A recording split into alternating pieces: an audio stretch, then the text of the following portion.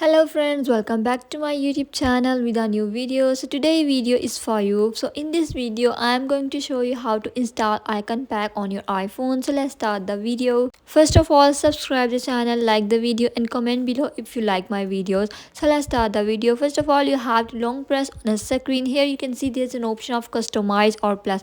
You have to plus on customize their lock screen or home screen, what icons you want to adjust. So these are icon, like if you want to customize your icon, if you want to select icon themes, so this video is for you. Now you have to long press and click on customize.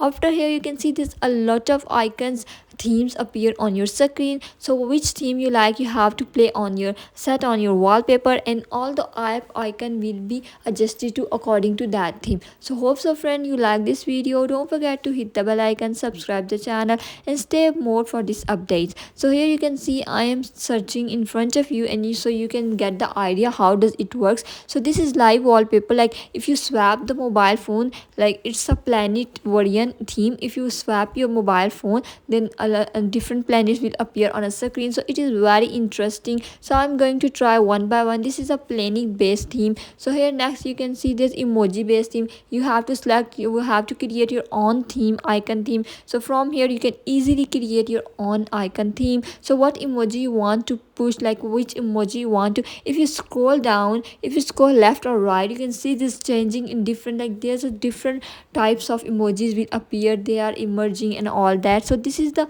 video how you can theme your icons in your iPhone. If you want to simple just one color by theme, you can also select this icon theme. So hope so friend you like this video. Don't forget to hit the bell icon, subscribe the channel and stay tuned for more updates.